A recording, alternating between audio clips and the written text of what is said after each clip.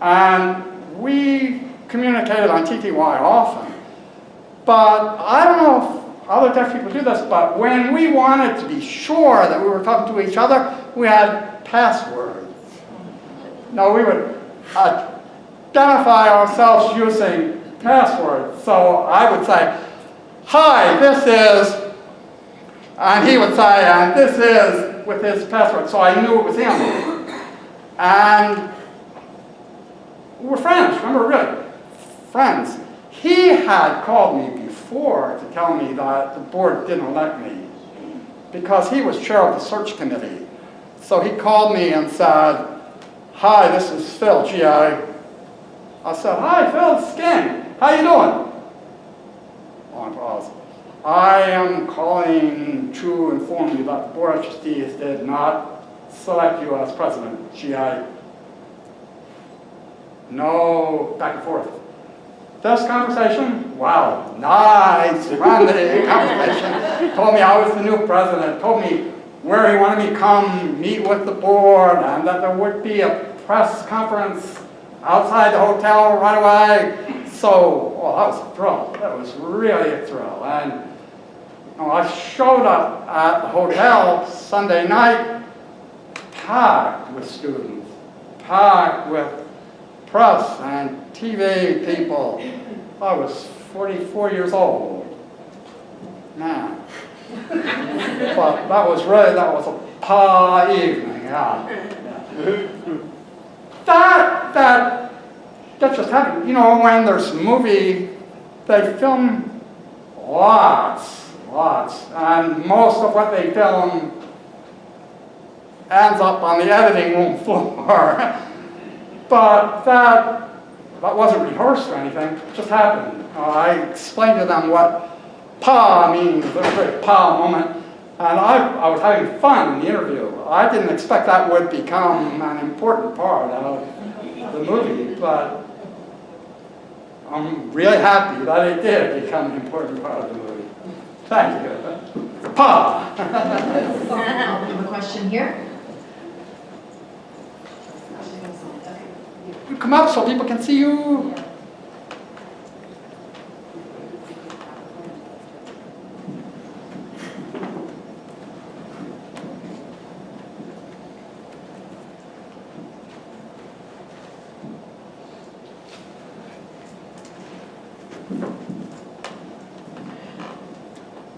Well, first of all, thank you for supporting the ADA and everything you've done. We really appreciate that. I've just noticed that there are several people who are trying to present a bill that attacks the ADA. And I haven't seen all the communication regarding it yet, but it's trying to, like, for example, ramps in buildings. You mentioned the steps up to the Capitol building. So, and I don't exactly know what evidence there is and what proof there is regarding this bill. Have you heard about this bill? Are you aware of the bill that's been introduced? So I want to know your opinion about this bill that's attacking the ADA. And so what are some first steps? I'm kind of wondering if this is the first step of attacking the ADA and what could be next after that. We want to be able to stop this bill. And so I wonder if you have any thoughts on that. I don't know the specific bill you're talking about, but I do know that there have been attacks on ADA since the first day. And there are people who are reluctant to comply with the law since the first day. And the only answer is just keep on keeping on, keep pushing and pushing. That's why NAD and Georgia Association of Deaf are so important, because you need people who can bring in lawyers and fight with the law if you have to use lawyers to do that. So the law is important. The regulations are equally important. And sometimes the regulations are not great. So I use captioning as an example. I want to give you all a homework assignment, okay? I'm a flaming liberal. I know Georgia is a red state, I know that, but I confess. Can you see that? that says, I'm ready for Hillary. I will vote for Hillary. Anyway, the captioning on TV, the regulations require captioning, but they're silent on quality.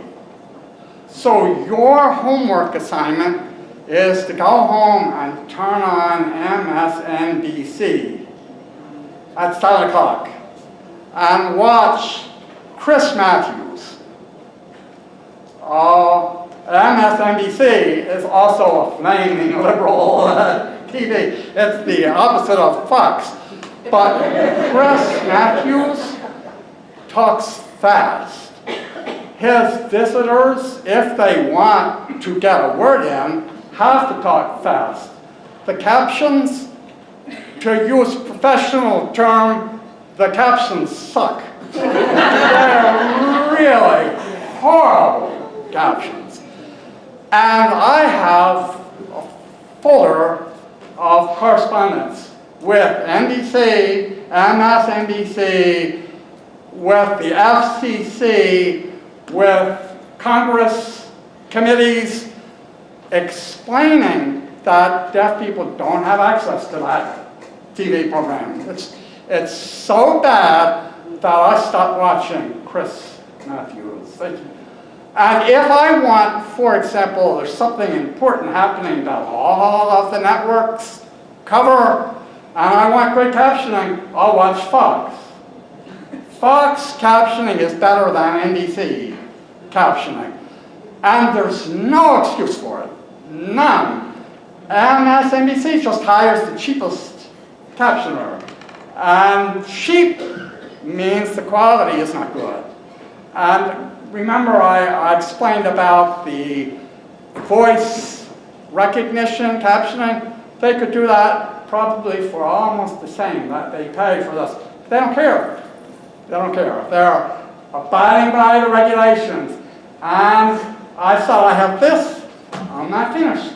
I keep on fighting and writing letters and going to Congress and complaining. You have to do that. So what can we do while all of this is going on? What can we here do? Here in Georgia, how can we be involved and continue with what you're doing? Same thing. Write to your congressman, write to your senator, write to your governor. Just advocate for yourself.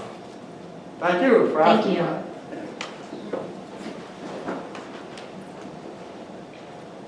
Other questions? Other questions? Yes.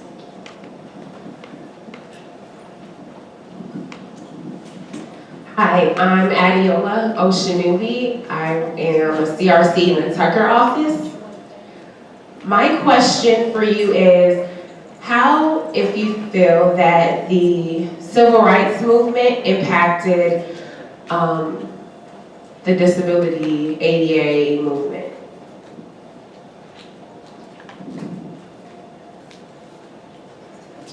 That had huge impact because the civil rights movement, the people who were involved with the civil rights movement had vast experience about advocacy and about protest and about how to influence lawmakers. And the people in Washington, D.C., who were very active civil rights leaders, became involved in DPM and then became involved in ADA, and huge help to ADA planning. Sometimes, remember I talked about that task force on the rights and empowerment of people with disabilities. They invited, his name was Ralph Nees, and he was the Leadership Conference on Civil Rights. That's, I'm trying to remember the name. He was the president and CEO of the Leadership Conference on Civil Rights. And really, that conference mainly was about the rights of African Americans. But he came to the task force and walked us through what has to be done, what people have to do And it relates to a question a little while ago. It's just keep on going. And when you experience frustration and you experience failure, and they knew we would experience failure, just keep on going.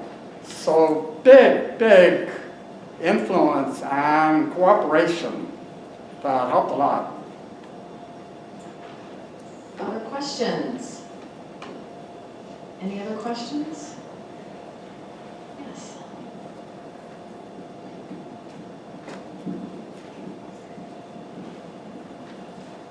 Hey, the ADA is obviously a great law, and the revisions that have been made to it have increased its impact. But I believe the enforcement of it is still somewhat lacking. ADA cases are notoriously difficult to win. I believe part of that is because the burden of proof is so heavily put on the individual. Do you have any ideas that you might like to see in future revisions to increase enforcement and compliance?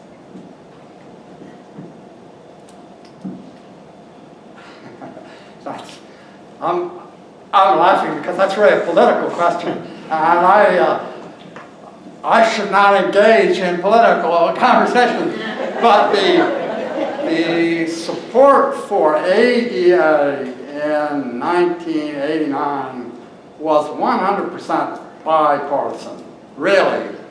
Republicans, Democrats, both very strongly supported it. Today, I don't think that's true anymore. I think that there's a division in the people who are working to protect rights and the people who are working to protect business. And I'm on the side of rights. Sometimes the Supreme Court is on the side of business, and I'm not happy with some of the court decisions that happen.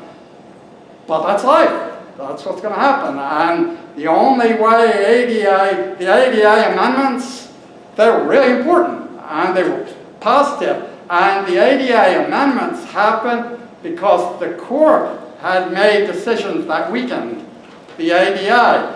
And Congress said, no, that's not our intent. No, let's make our intent clear. So they passed the amendments. Could that happen in today's Congress? No, couldn't happen. So Congress and the courts change. And I'll stop there. Congress and the courts change. Other questions? Yes. Another question?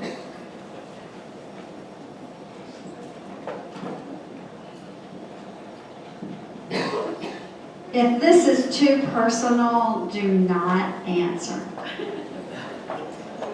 But I want to ask you about, at Gallaudet, do you take a position or do you help your students understand the pros and the cons of the internal challenges of the deaf community, and as far as those who sign, those who speak, those who use this or those who use that, and the different levels within the deaf culture?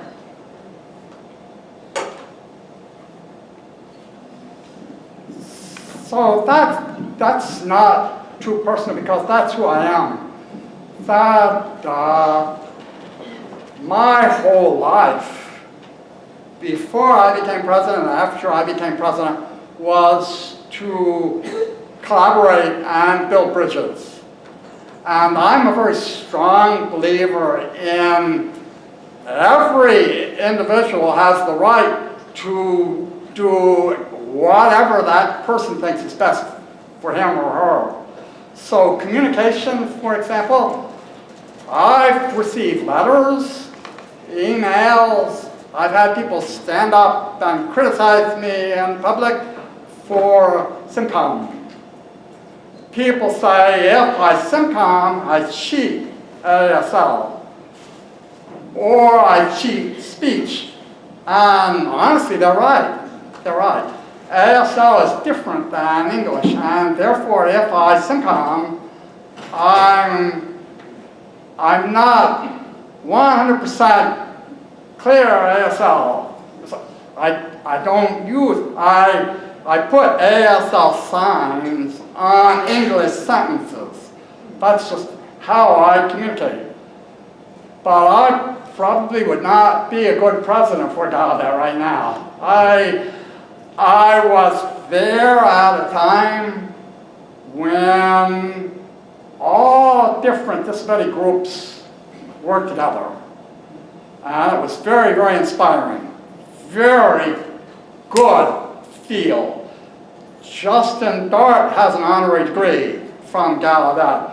And when he came to Gallaudet and received that degree, the feel in the commencement ceremony was so very positive.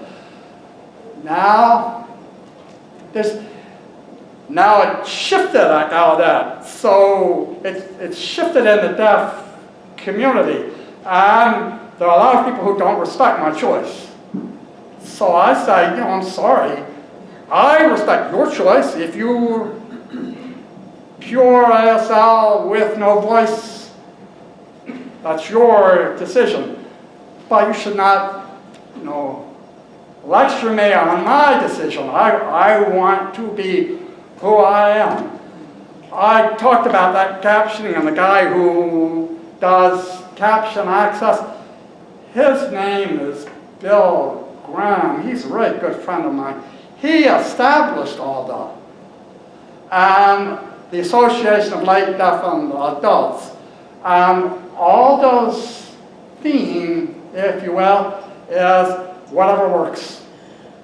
So at the ALDA conference, they have ASL signing, they have SimCom signing, they have captions, they have people who are oral, who don't know any signs, and who don't want to learn signs. For me, I really depend on signs.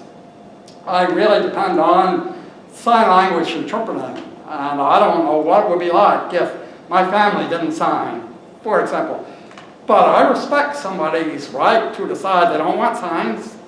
That sometimes when you're out in public and I sign to somebody in public, they go, sign. People will see us.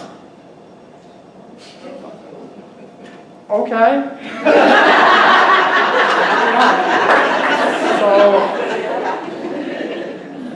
It's a hard issue. It's really, really a hard issue because now, for example, teaching children, some of the schools, many of the schools use what they call bye-bye, where teachers are not permitted to SimCom. You must sign only. So you have two languages, sign and English. And English is for reading and writing. English is not for communication. I disagree. I think if kids can benefit from speech, if kids can learn with both, use both. It's not pure one, pure another. But it's a very hard issue, and people who are good friends of mine strongly disagree with me. They have a position, I have a position. I like my position, they like their position. Thank you. John. I think I'll be good. Okay, you'll be good? All right, This stand may up. be a little bit difficult to answer because it's kind of a hypothetical question, but if not for your accident, do you think you'd still be in a position of an advocate for people with disabilities, or do you believe you would have been led on a different path? It's very impossible to answer. But I was in a motorcycle accident, and a woman turned in front of me. I hit her with my motorcycle. She was going fast, and my head went through her windshield. So no helmet, my head through her windshield. I really had a bad fracture of my skull. And I woke up in the hospital deaf. So in retrospect, I tell people it's a lot better to be DEAF than DEAD.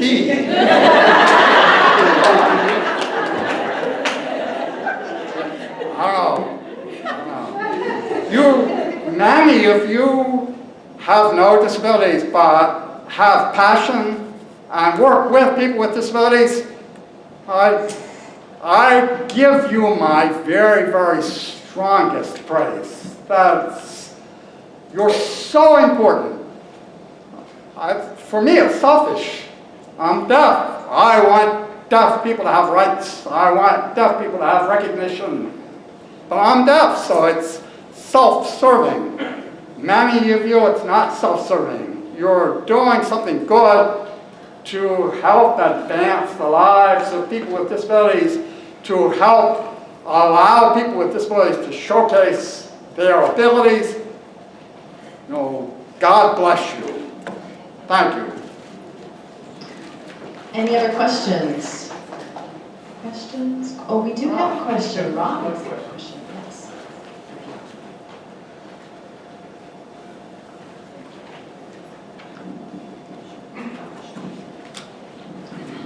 My name is Ravi. I work as a rehabilitation engineer for GVRA.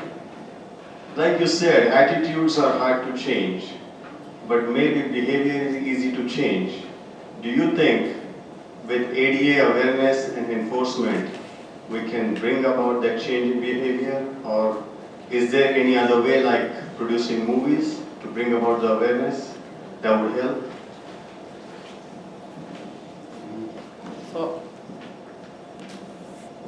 I think both.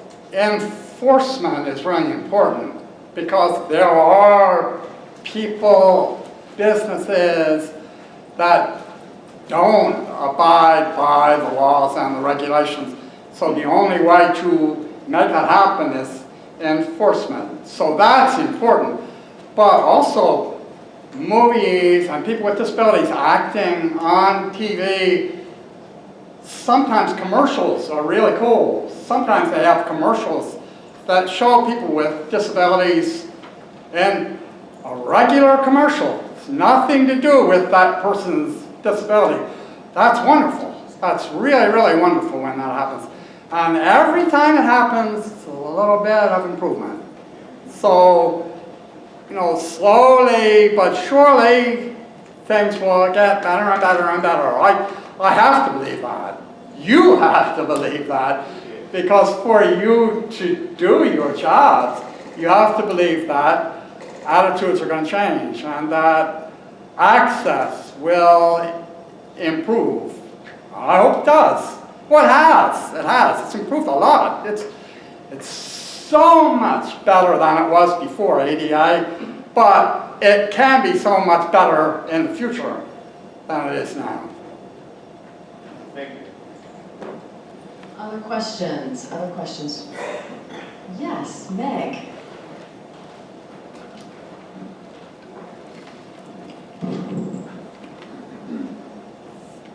Hi, King. Hi, Meg. I know when you leave here today, you're going to the Atlanta Area School